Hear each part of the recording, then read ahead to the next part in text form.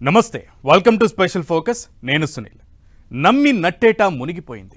నాడు మేమున్నామంటూ భరోసా ఇచ్చినోళ్లు హ్యాండ్ ఇచ్చేశారు. ఆదుకోండి, అండగా నిలవండి అంటూ మోకరిల్లుతున్న ఏ ఒక్క దేశం సాయం చేయడానికి ముందుకు రావడం లేదు. త్యాగం చేసి తనకు తానుగా యుక్రెయిన్ తెచ్చుకున్న కష్టం ఇది. స్వేచ్ఛ కోసం, స్వాతంత్ర్యం కోసం, స్వయం పాలన కోసం, బానిస సంకెళ్లు తెంచుకోవడం కోసం సర్వం కోల్పోయింది యుక్రెయిన్. సోవియట్ యూనియన్ నుంచి విడిపోయినప్పుడు అణ్వాయుధాల్ని వదులుకుని ఇప్పుడు రష్యా నుంచి దండయాత్రను ఎదుర్కొంటోంది. మూడో అతిపెద్ద అణుశక్తిగా ఉన్న యుక్రెయిన్ ఇప్పుడెందుకు సాయం కోసం అర్థిస్తోంది? స్వయం పాలన దేశంగా ఏర్పడడం కోసం చేసిన త్యాగ ఫలితమే ఇప్పటి కష్టానికి, కన్నీళ్లకు కారణమా?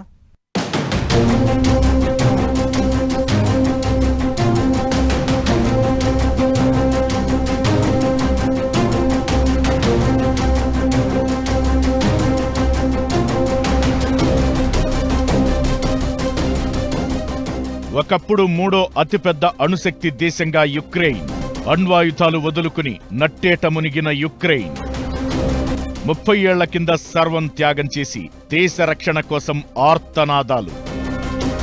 కొన్ని కావాలంటే కొన్ని వదులుకోక తప్పదు. అయితే కావాలనుకునే దానికంటే వదులుకుంటున్న దాని విలువ ఎంతో, భవిష్యత్తులో దాని అవసరం ఉంటుందో లేదో తెలుసుకుంటే నష్టం ఉండదు. అలా కొన్నిసార్లు సాధించుకున్న దానికంటే కోల్పోయిందే పెద్ద నష్టమని అనిపించొచ్చు. ఇప్పుడు యుక్రెయిన్ పరిస్థితి ఇదే.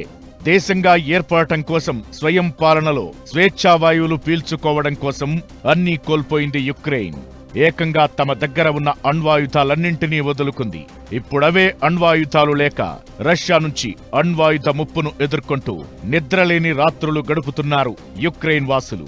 ఒకవేళ స్వాతంత్ర్యం కోసం త్యాగం చేసిన ఆ అణ్వాయుధాలే గనుక ఇప్పుడు యుక్రెయిన్ దగ్గర ఉంటే సీన్ మరోలా ఉండేది. 100 ఏళ్ల పాటు పరాయి దేశాల పాలనలో ఉండిపోయింది యుక్రెయిన్. చివరకు 1922లో సోవియట్ యూనియన్ ఏర్పడినప్పుడు అందులో చేరింది. దాదాపు 70 ఏళ్ల పాటు సోవియట్ యూనియన్ నీడలో మగ్గిపోయింది. చివరకు 1991లో స్వాతంత్ర్యం తెచ్చుకుంది. అయితే దేశంగా ఏర్పడిన 32 ఏళ్లు దాటక ముందు నుంచే రష్యాతో భీకరమైన యుద్ధంతో, భయంకరమైన పరిస్థితుల్లో భవిష్యత్తే ప్రశ్నార్థకంగా మారిన సిచ్యువేషన్లోకి నెట్టివేయబడింది. పుట్టుకతోనే 5000 అణ్వాయుధాలతో ప్రపంచంలోనే మూడో అతిపెద్ద అణుశక్తిగా ఉండేది యుక్రెయిన్. కాని దేశానికి స్వాతంత్ర్యం వస్తుందన్న ఆశ, ప్రపంచ దేశాల భరోసాతో అణ్వాయుధాలు వదులుకొని నట్టేట మునిగిపోయింది. అప్పుడు జాతీయ భద్రతను ఆ 3 దేశాల చేతిలో పెట్టినందుకు ఇప్పుడు నరకం అనుభవిస్తోంది. దేశ రక్షణ కోసం నిస్సహాయంగా ఆర్తనాదాలు పెడుతోంది యుక్రెయిన్. నాడు అండగా నిలుస్తామని చెప్పిన ఏ ఒక్క దేశం సాయానికి రావడం లేదు. సానుభూతి, సాయమంటూ ప్రకటనలు తప్ప యుక్రెయిన్ కోసం ముందుకొచ్చి పోరాడినోళ్లే లేరు. దీంతో తమకు జరిగిన అన్యాయంపై ఏళ్లుగా మౌనంగా కుమిలిపోతూనే ఉన్నారు యుక్రెయిన్ వాసులు. కోల్డ్ వార్ ముగిసే నాటికి బ్రిటన్, ఫ్రాన్స్, చైనా కంటే అత్యధిక అణ్వాయుధాలు ఉన్న దేశం యుక్రెయిన్.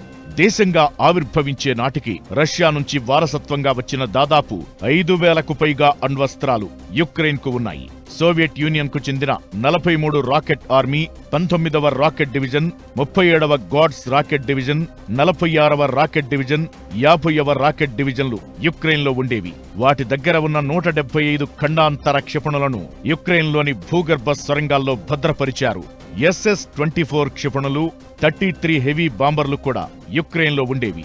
10 థర్మోన్యూక్లియర్ అణ్వాయుధాలను ప్రయోగించే కెపాసిటీ వీటి సొంతం.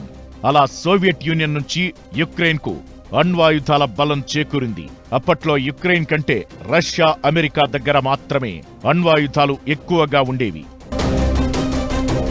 సోవియట్ యూనియన్ పతనం తరువాత యుక్రెయిన్ అణ్వాయుధాలు వదులుకునేలా బ్రిటన్, రష్యా, అమెరికా చర్చలు జరిపాయి.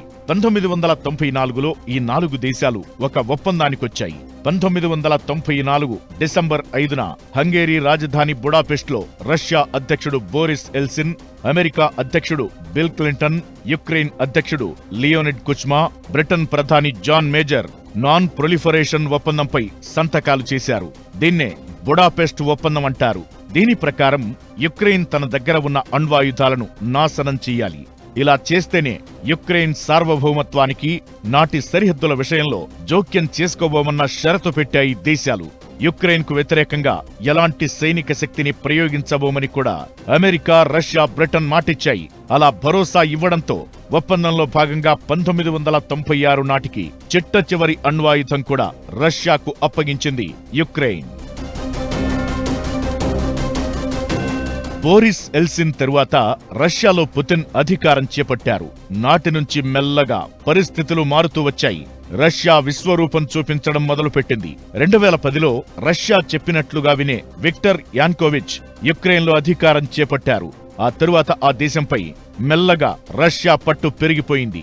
దీంతో యాన్కోవిచ్ కు వ్యతిరేకంగా యుక్రెయిన్లో ఆందోళనలు అట్టుడకడంతో అతను రష్యాకు పారిపోయాడు. దీంతో పట్టు కోల్పోతామని భావించిన పుతిన్ క్రిమియాను ఆక్రమించడంతో పాటు యుక్రెయిన్ తూర్పు ప్రాంతమైన డాన్బాస్ ప్రాంతంలో వేర్పాటువాదాన్ని ఎగదోశారు. అప్పుడు కూడా అమెరికా, బ్రిటన్లు రష్యాపై ఆంక్షలు విధించి లైట్ తీసుకున్నాయి. సైన్యాన్ని పంపి యుక్రెయిన్కు అండగా నిలవలేదు. నాటోలో భాగస్వామ్యం కావాలంటూ కొన్నేళ్లుగా యుక్రెయిన్ నెత్తినోరు బాదుకుంటున్నా అమెరికా సహకరించలేదు. యుక్రెయిన్ నాటో సభ్యత్వాన్ని అడ్డుకునేందుకు ఫ్రాన్స్, జర్మనీ ప్రయత్నించినా వాళ్లను వారించలేదు. 3 ఏళ్ల క్రితం పుతిన్ యుద్ధ సన్నాహాలు చేస్తున్నప్పుడు తమ దళాలు యుక్రెయిన్లో పోరాడవని అమెరికా అధ్యక్షుడు జో బైడెన్ ముందుగానే ప్రకటించారు. ఇది రష్యా ధైర్యాన్ని మరింత పెంచింది. నాటో సభ్యదేశం, ఐరోపా ఆర్థిక శక్తి అయిన జర్మనీ యుక్రెయిన్కు మద్దతుగా కొంత సాయం అందిస్తామని ప్రకటించి చేతులు దులుపుకుంది. చివరికి తమ ప్రాణాలు కాపాడేందుకు ఎవరూ రారని యుక్రెయిన్ వాసులకు క్లారిటీ వచ్చేసింది. ఆత్మరక్షణ కోసం వృద్ధులతో సహా అందరూ సైనిక శిక్షణ పొందడం స్టార్ట్ చేశారు. 2014లో క్రిమియా ఆక్రమణలో లోపాలను సరిచేసుకుని పుతిన్ మరోసారి యుక్రెయిన్పై దండెత్తారు. అప్పట్నుంచి అత్యంత శక్తివంతంగా ఉన్న రష్యాపై యుక్రెయిన్ నిస్సహాయంగా పోరాడుతోంది. ప్రపంచ దేశాల శాంతి ప్రవచనాలు విని తమకు రక్షణగా నిలిచే ఆయుధాలను వదులుకున్నందుకు యుక్రెయిన్ వాసులు 2014 నుంచి కుమిలిపోతూనే ఉన్నారు.